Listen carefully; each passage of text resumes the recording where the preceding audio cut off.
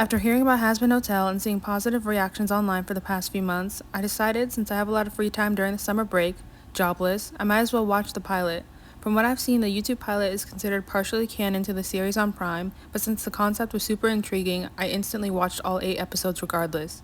Which isn't enough for me personally. Please tell streaming services to bring back 10 to 13 episodes per season, thank you. In my opinion, season 1 was great. I had a blast, but it could have been slightly altered and made even better. There are plenty of videos on that, so I'm not going to get into it too much. I just wish the pacing was a little slower and characters were introduced later. I bring this up to say it will be relevant in some of my hopes for season 2. Let's get into that, shall we? My first hope for season 2 is that we see a lot more lesson-centered episodes. I think the character development was so rushed and we really need to dive into it a lot more, which would be more episodes in general, Miss Amazon Prime. Going through 6 months and 8 25-minute episodes is on hyperspeed mode. That's kind of insane. I hope we get more since the show is clearly a success and we can see more character progression. Hope number 2, I need more Angel and Husk content and interactions. I would honestly love to see them become a couple as well. I think they would match each other's freak and they would be adorable. That's all. That's the tweet. Hope number 3, some of y'all are going to be really mad at me for this one, but I think the episodes at their current length should only have 2 songs per episode. Yes, I know it's an animated musical series and I love a lot of the songs, but I just thought they were kind of a lot and it felt awkward and unnecessary in some places. It was just a little jarring and unexpected. Like, they could have just said what they sung about, or we could have fit something else or given screen time to developing somebody else in those few minutes instead. Hope number 4, this one might be kind of shady, especially since it was such a minor character, but we need the voice for the OG Katie Killjoy to come back, or maybe she can be another character. I'm sorry, y'all, I'm sorry, I like how she sounded. Perfect newscaster voice, but she's a bitch. It's genius. Hope number 5, I want them to visit other locations in the pentagram to see who resides there and what their land looks like. Like, I enjoyed the cannibal location, but like, what else we got? I want to see more. This is a self-insert, I'm sorry, I want to be there. I just want to take a look, I just want to take a quick peek. What if they like spread the message of their hotel and as a season finale, they get an influx of members to be introduced fully in season 3? Like, do y'all see the vision? We get a bunch of new faces, but they remain nameless to build anticipation. Number 6, speaking of the people of hell, my main gripe with the show is that we don't know much about the characters' past lives.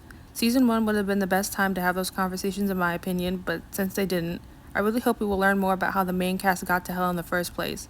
I've heard some theories for characters like Angel Dust and Nifty online, but unless it's showcased in the show, then I'm not counting it. Not everyone should be expected to check Twitter for lore, I don't even have it. You shouldn't be required to seek outside content, that's bad writing, sorry. Like, that's something that should have been introduced in one season and expanded upon later throughout, but I hope it's explicitly stated in the show for season 2 and not just something that fans have to do a whole research project on. I would also love to know like what time period they all lived in, because how was that not mentioned? Besides, Alistair and Mimsy being from the 20s. For a lot of the characters you can assume based on their clothing, which is a nice touch, but I would like to hear more about their past life on Earth from their own mouth.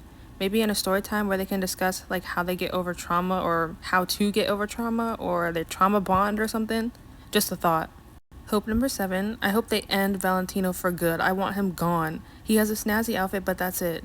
All the V's except Velvet can dip, like they can burn. Well, they already are, but like, one more good time, just for good measure. Wait, hold on, this could be T. What if she ends up joining the hotel? She seems the least evil out of all the V's. From what I can see, she just has a lot of fans and social prominence. Like, she can be redeemed, like she can have redemption, unless she plays a more major role that we don't know about yet, and maybe like steps up and proves why she's a villain and an overlord. Oh my god, the overlords, hold on, we gotta get into them. Hope number 8, this might be a major hot take, but I hope there's no screen time given to the overlords as a whole unless something huge is about to happen. Some of them are just the V's anyway. I really don't see how they were necessary except for Alistair obviously, and Carmilla because of her role at the end of season 1, and with the whole Angel thing. That was pretty interesting. That was drama, I will give you that. The meeting was fun and gave us the iconic song Respectless, but I think it set up too many plot lines and potential conflicts so early on. There should have been 3 main focuses of season 1. The main cast learning to be better people, a villain in hell, and a villain in heaven. Giving spotlight to the overlords came in a bit too soon. Like, it would have hit even harder if we worked up to them in a different season, or maybe met a few of them over time before we were introduced to all of them. Or just mentioning how intimidated they make everyone else feel, like a looming presence over them all the time, knowing that you're not the strongest, that you are super weak and you're like bottom of the totem pole. Like, that is drama right there. There's not a lot of suspense left now. The V's can handle being that powerful evil presence of hell on their own because they're already interfering with the main cast goals and lives. That's enough for me. Hope number 9, I think this is definitely going to happen, but just to put it out there, I would love if Cherry Bomb became a part of the main ensemble. I mean, at the end of the finale, she kind of was, but I want to see, I want it to be confirmed. She seems so interesting, and her friendship with Angel could be great for developing his character more, or both of them. She already has shown she isn't willing to make much change in her behavior or lifestyle, she's just along for the ride, but Angel is showing signs of the opposite. From there, it could go two ways. They could either fall out and go their separate ways, or they could both work on improving together. I would obviously prefer this, but I mean, it could make for a good conflict. Hope number 10. The monumental fight in the finale happening after only 8 episodes makes no sense. It felt unearned. That should have been at the end of season 2, but since it wasn't, I hope something just as impactful happens, but it doesn't have to be a fight again. That's going to get redundant and boring. I would be glad if it wasn't. Something that just hits just as hard. I don't really have an idea in mind, but it needs to be like juicy. Hope number 11. I think this question was in the back of all of our minds, but how did Serpentis make it to heaven? I hope they outwardly explain it or can at least make reasonable assumptions on how he was qualified. I know he defended his friends and sacrificed himself, but because of the pacing, we didn't see him change and grow much beyond learning how to apologize in episode 2. In fact, in the episode where Charlie and Baggy went to heaven, the spotlight was shown on Angel and his growth. Why couldn't that have been Serpentis instead? It would have made a lot more sense. I do love his character anyway, and I just want more of him. He's a legend. I love him and his Egg Boys. Oh my god, did they make it? Wait, I didn't see any of them up there, but maybe they'll pop out like surprise. Hope number 12. Since I want to see more of hell, I also want to see more of heaven. Like, I would love if we had not dual screen time, because that would be a lot, but just like a third maybe up there. I don't know. I just want to see what Serpentis is doing. Like, I can't believe he's out of hell already. Like, y'all did not have to do that fast. Y'all really didn't have to do that fast. You could have waited, but since he's up there, let us take a tour. I want to see all of it. Hope number 13, just to reiterate, no new character introductions, unless they're like some one-off joke or some one-off character that isn't vital to the story. Like I said, a lot of them already could have been spread out on other seasons, so for season 2, please don't overload me anymore, like just no more, please. Unless, they do what I say, where a bunch of new people come at the end of season 2, but they remain nameless. Please build anticipation, please, please, please, please, please.